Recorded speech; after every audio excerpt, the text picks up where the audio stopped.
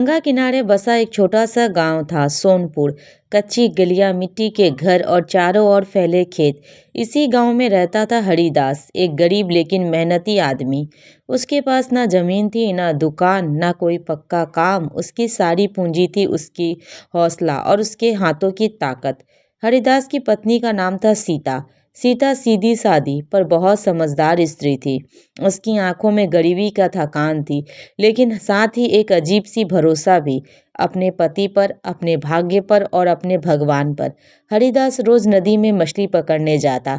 कभी जाल खाली लौटता तो कभी दो चार मछलियां मिल जाती। उसी से घर चलता था। कई बार तो रात का खाना भी नसीब नहीं होता।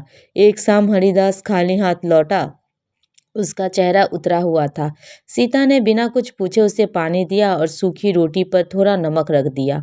आज फिर कुछ नहीं मिला? सीता ने धीरे से पूछा। हरिदास ने सिर हिला दिया। नदी भी अब पहले जैसी नहीं रही सीता।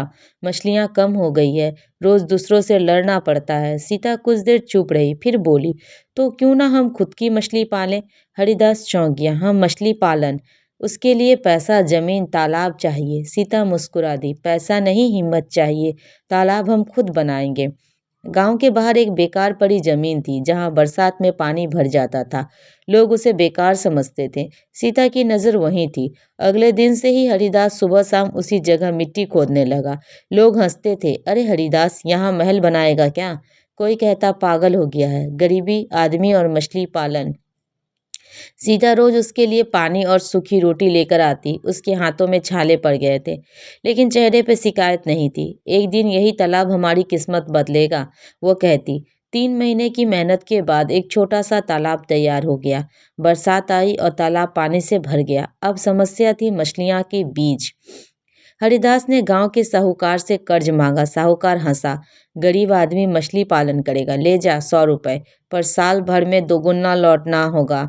सीता को डर लगा, लेकिन हरिदास बोला, अगर आज नहीं किया तो पूरी जिंदगी इसी डर में कट जाएगी।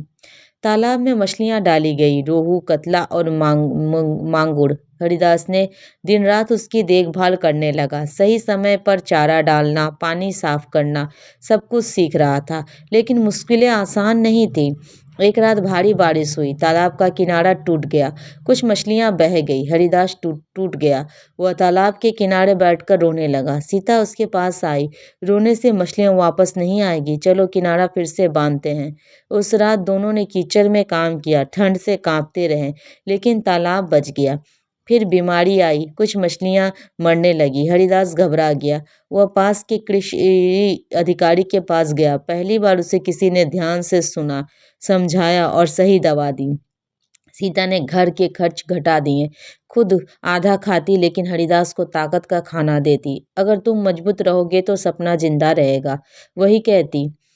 8 महीने बाद तालाब की मछली बड़ी हो गई। पहली बार जाल डाला गया। जब जाल बाहर निकला तो चमकती मछलियां से भरा था।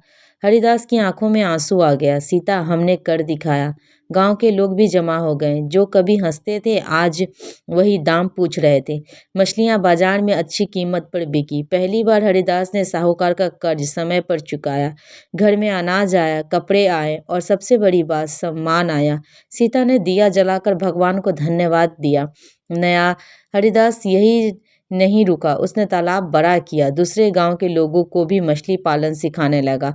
सीता ने औरतों को जोड़ा। वह चारा बनाना, मछलियां सुखाना और बेचना सीखने लगी। अब उनका घर केवल घर नहीं था, बल्कि सीखने की जगह बन गया था।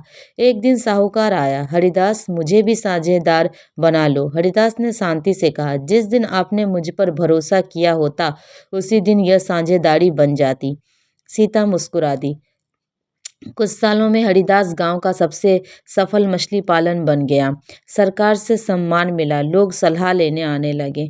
लेकिन हरिदास आज भी सुबह तालाब के किनारे बैठता, पानी को देखता और कहता, यह तालाब नहीं, मेरी पत्नी का विश्वास है। सीता आज भी सादा कपड़े पहनती, लेकिन उसकी आंखों में अब डर नहीं था। एक शाम सीता ने पूछा, अगर उस दिन मैं मछली पालन की बात ना करती तो? हरिदास ने उसका हाथ थाम लिया। तो मैं आज भी खाली जाल लेकर लौटा रहा होता। कहानी की सीख, गरीबी सबसे बड़ी समस्या नहीं होती, हिम्मत हार जाना सबसे बड़ी गरीबी होती है।